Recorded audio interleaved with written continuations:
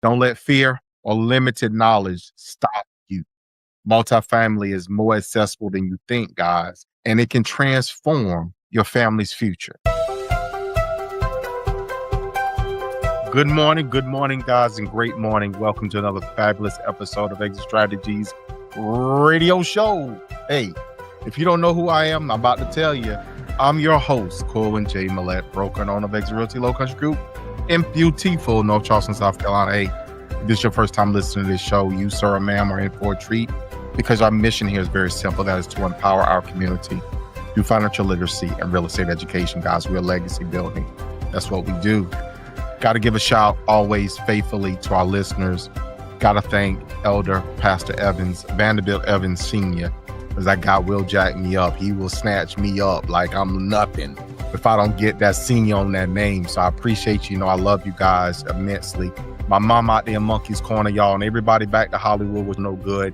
And even my folks in the M&M, Maren Mullins, guys, I love you and appreciate you so much for tuning in.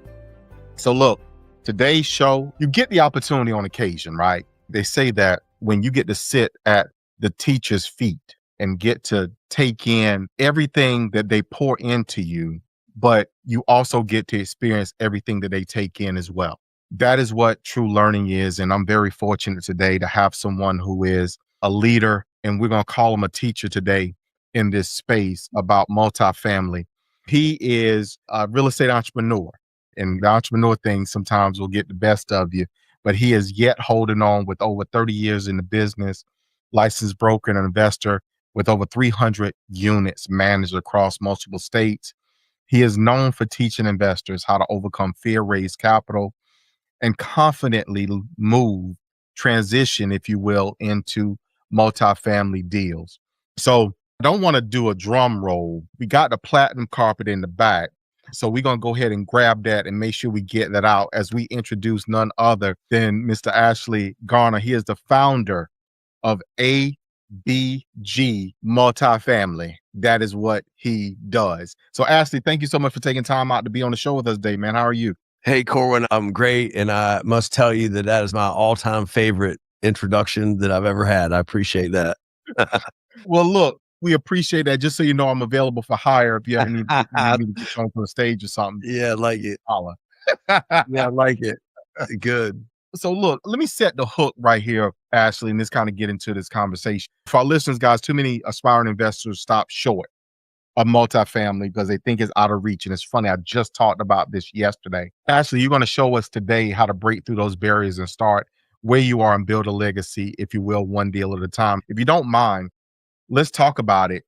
Give our listeners a high-level overview, Ashley, of who you are and what you do. Man, you got it. So first of all, thanks for this opportunity. I love the mission that you have with the financial literacy and educating others and legacy building. That's close to my personal heart. And so I love the chance to be here. I grew up kind of in this business, but in a very mom and pop fashion. So when I was in junior high and high school, my dad started buying large houses near the campus of West Virginia University. And then we would internally subdivide them into apartment units and then rent them out to students. And we actually still own lots of those places today. Unfortunately, my dad is not well. He's still with us, but he's pretty far down the road of Alzheimer's. And not down to take a detour, but he bought those houses, was that 35 some years ago? And now those houses are paying for his care. We wouldn't be able to afford to care for him if it wasn't for that. So it's just one of the many, many reasons to pursue investing in real estate, because it really can change your life. So I grew up in that, literally with a hammer in my hand, and I was doing the stuff, the plumbing, the construction, the renovation, all of it. And it went then to the financing and the acquisition and the management and all those types of things. So then when I got on my own career, when I got to be adult age, if you will, and I got my broker's license back in 1994, I've always been in the real estate industry in one form or fashion. Like when I was in college, I drew floor plans for a real estate appraiser. I've always been in that arena. So I got my career going with residential brokerage, kind of like you. I have a small team of people that works for me on a small scale, and it is a wonderful career. It was a fabulous opportunity. I loved every day of it. But I still realized that even though it wasn't like a W-2 job where I had to go clock in, that if I didn't show up, take a shower, comb my hair, make my phone calls, write my handwritten notes, do my open houses, then I didn't make any money. It's still a job. And what happened to me was I started buying single family rentals, duplexes and triplexes, and in pursuit of that financial freedom. And it was working. I read all the books. I study this stuff like crazy and it's working. So I'm thinking now, like, all right, I like this stuff. I want to do more of it. And so my financial freedom goal kind of increased. I said, well, if I want to live the lifestyle I want to live without having to clock in, if you will, then I need more units. So I'm going to have to somehow get bigger. So I bought my first one, which was a 10-unit apartment building. And that was in 2013. And in 2013, when I bought that building, that might as well have been a New York City skyscraper to me because it was such a big difference from what I had ever done before. And I remember being scared to death. And so I got that one, and then things went real well. And I didn't buy one for a while. I was kind of still doing my brokerage business. And then in 2017, I guess God had a different plan because I had Monday morning on August 14th, I had a heart attack and cardiac arrest. They had to shock me back 5 different times that day. And I guess I wasn't ready to go. I wasn't finished yet. And it's because I'm still here. But here's where the reason I tell you that is because it was at that time when I was kind of in my mental and physical recovery for a couple months that I realized that my real estate investments that's what my family was living on. And had it not been for that, I wasn't making any money. I wasn't selling any houses. And that's what kept me going. So it really then proved to me the power of having the income from the rentals. And that's when I decided to try to take it a little bit bigger even. Let's take a short break. Do you remember your grandma's front porch? You know, that spot where stories were told, kisses were stolen, and sweet tea was always being sipped. Now imagine giving your family a place to make those same memories, but in a brand new, energy efficient, and home that was built just for you. At Country Boy Homes, we help folks just like you find that forever feeling. Whether it's your first home, your next home, or we're done with rent forever, like seriously home. We specialize in affordable and durable manufactured and modular homes, the kind that make room for muddy boots, big dreams, and second helpings. Come see what coming home really feels like. Call 843-574-8979 today. Country Boy Homes, built to last, priced for you. So, Ashley, thank you for sharing that because you just touched on a number of things that, again, I just had this conversation yesterday with a very close friend of mine.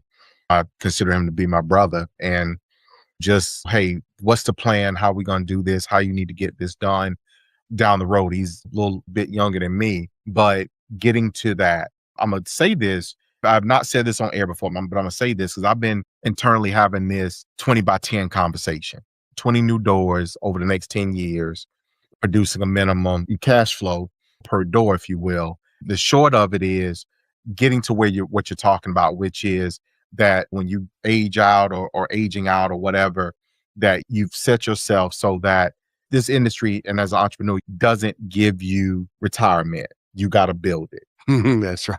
I don't want to go too far into the weeds, but because I want to make sure we keep this relevant with our audience. So for our audience, please bear with us. But one of the things that I imagine, you said this, so let's start with the fear. Okay.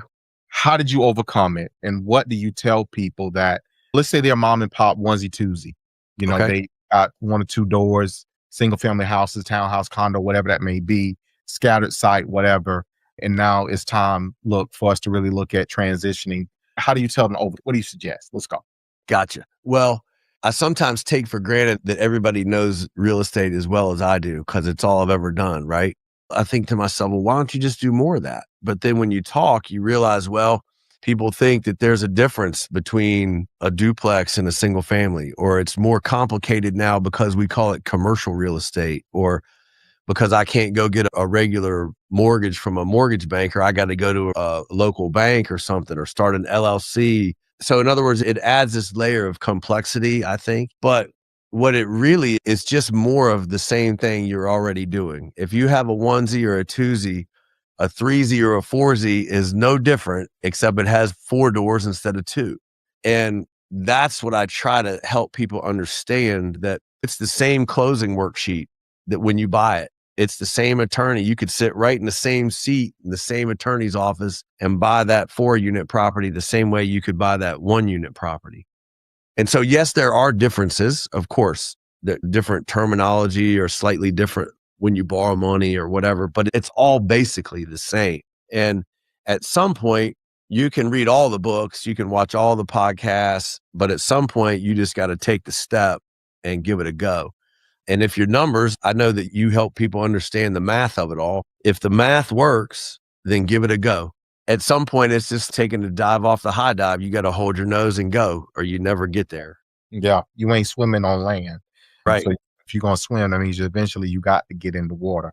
So you touched on something else in there that just, I think, makes sense. We overcomplicate it. So we make it more complicated, because what I heard you say, you sign the same docs to buy 4 as you do to buy 1. Ain't like you got to sign 4 times. You ever get writer's cramp from, if you will. No, it's the same thing. Yeah. So let's talk about how you get in. So you made mention of the doors, and in the industry. Thank you for that point. We sometimes, everybody thinks and understands it like we do. What are some options for people to get in? Because people looking at, okay, well, look, I can come up with a loan to buy this, but getting to this is way more expensive. And how do I get there? So what are some ways and strategies that you have either used or otherwise advise people on how to get that done? Yep. Well, I'll tell you that when you're a hustler, when you're like you go out and find a deal and create an opportunity, other people want to be a part of that.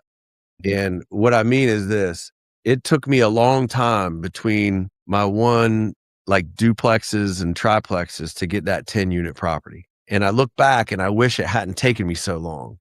And I think, well, why did it take me so long? And I feel like there was 2 reasons. One was that fear that I had. It took me a while to convince myself to do it. But the other one was the money. And I thought I had to save up all the money all by myself. And it was not just saving enough, but it was saving enough that if I lost it all, I wouldn't put my family out on the street.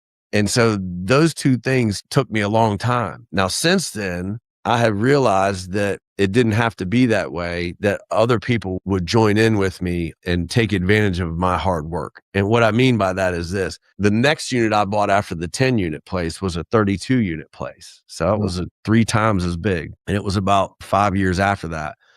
But I got it. I found it. I got it under contract. And then I went to the bank and said, all right, how much money can I borrow? And they said, all right, you can borrow this. Turns out I needed $350,000 to buy it. Well, I mean, it might as well have been 350 billion because I didn't have it.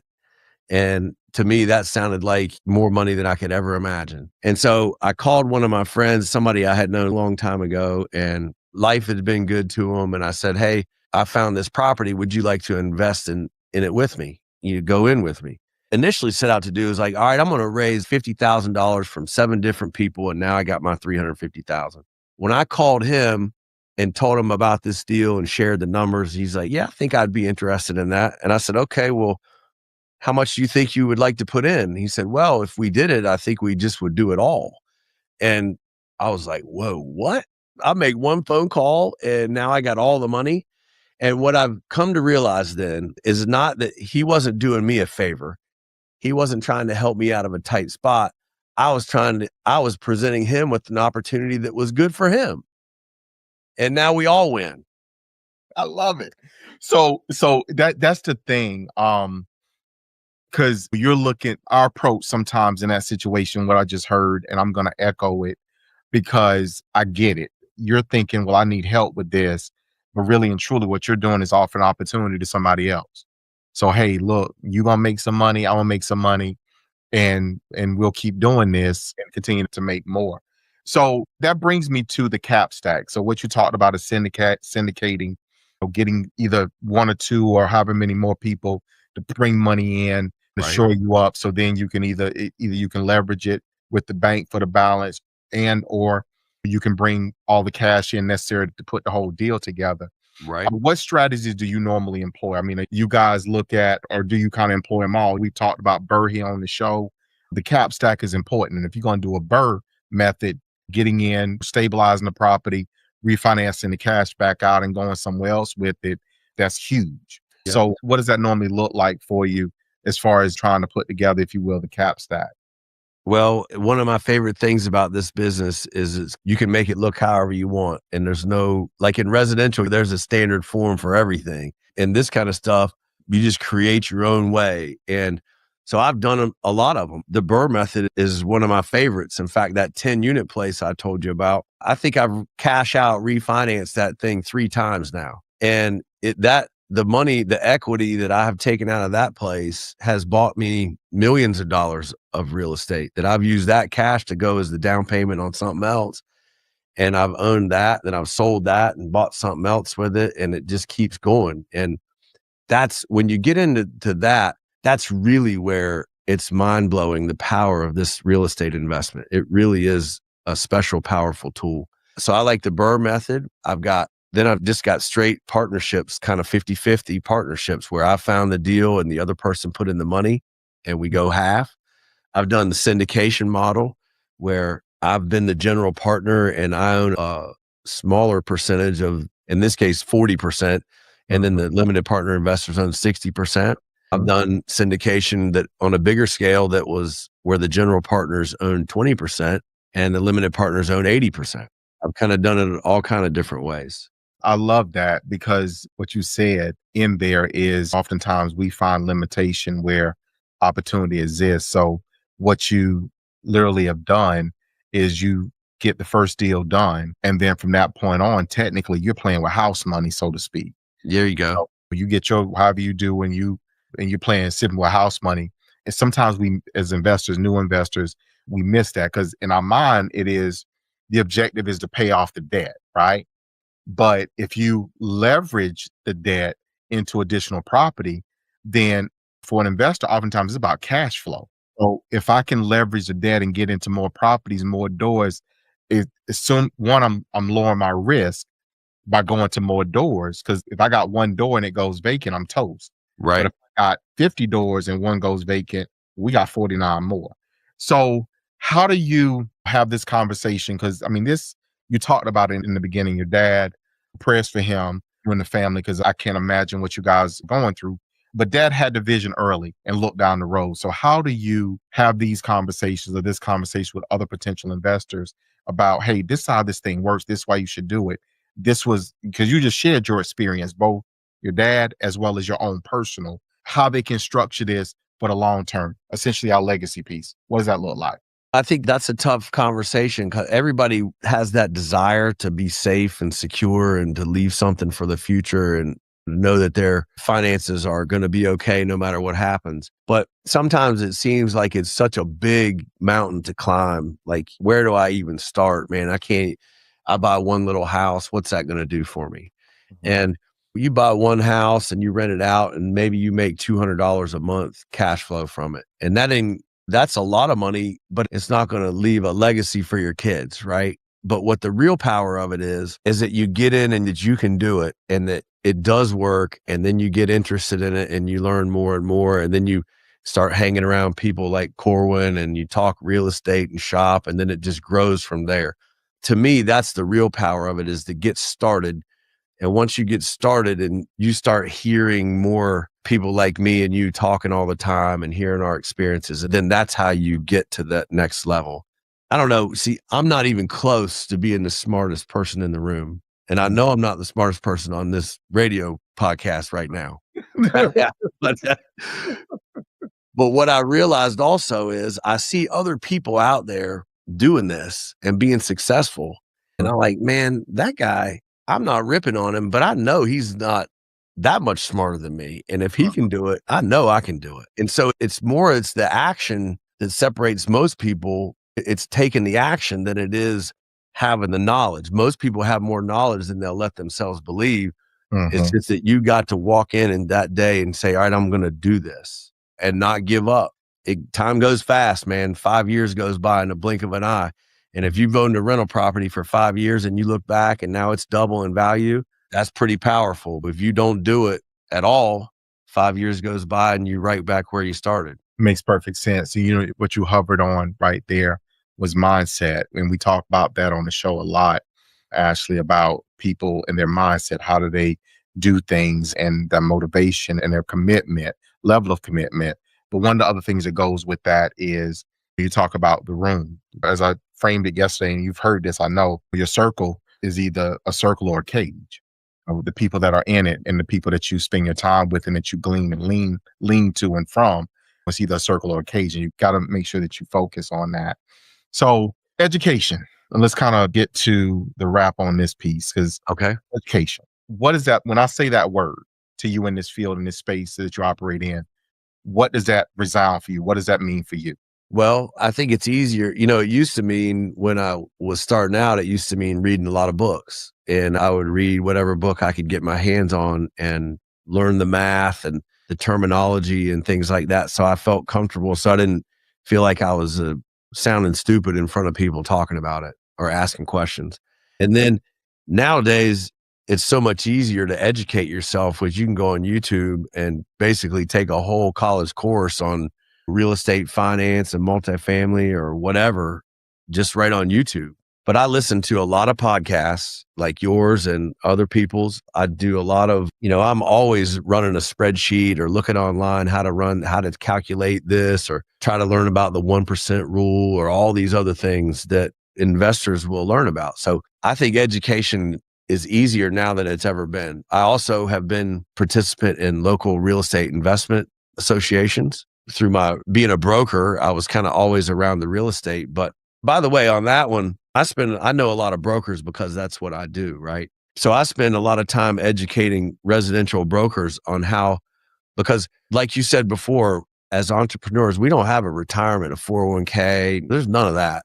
And I was like, look, guys, when you hang up your real estate license one day, either because you got sick or you just didn't want to work anymore, I said, you stop selling houses, then guess what? You make zero more money.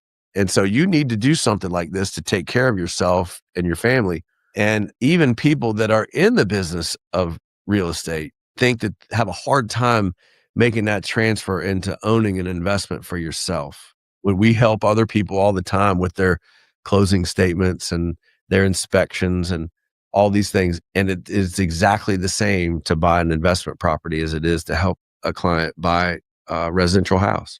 So let me ask you this, and I'm going to ask this let me get your information out. So as where our listeners reach out to you, quote unquote, to come subscribe to sit at the feet of the teacher. Yeah, I think the easiest way is just to go to our website, which is abgmultifamily.com. And once you get on there, you can find phone numbers and emails and LinkedIn and Instagram and all that stuff. But it's abgmultifamily.com. Awesome. I sometimes like to frame this as that hindsight question, which is if you had to do this thing all over again, knowing what you know now, I'm pretty sure I don't know what your response might be, but if you had to do this thing over, what would you have done differently? I would realize that I didn't have to do it all by myself. Growing up in this business, like I said, a very mom and pop hands-on. My dad was like, look, if we need to paint the house, then grab a paintbrush. If you need to type up a lease, then grab your typewriter. So I got that mindset of doing everything myself. I carried that on to thinking that I had to raise all the money by myself and I had to do the whole transaction all by myself. And that kept me smaller than I could have been had I said, hey, Corwyn, I found a property. Would you like to go in half with me? I don't have all the money, but I found it's a good deal. Would you like to be a partner? And had I done that sooner, I feel like I could have gotten farther down the road sooner. I like that. That's real, Ashley. That's real. So I want to thank you for taking time out today to be on the show with us, man. And most importantly, for your insights and for telling the story, man, because it's a very common story. I know you see it because you've lived it, but I know you see it repeatedly as you seek to educate others on how they too can transform their lives. So I appreciate you taking time today. Yes, sir. It's a great opportunity. I appreciate it. Keep doing what you're doing. Thank you. Now, for our listeners, guys, look here. Let me give you your action item. You'll take away what you can go do outside of going outside just to play. Guys, look here. Don't let fear or limited knowledge stop you. Multifamily is more accessible than you think, guys, and it can transform your family's future. So I want you guys to take that with you and do something with it. Don't let it fall, quote unquote, as a pastor will say at times. Do not let it fall on deaf ears. Let it be heard. Let it be worked upon. Guys, you know how I feel. You know what I say. You know, I always put the two of those things and I give it to you this way, which is to tell you that I love you. I love you. And we're going to see you guys out there in those streets.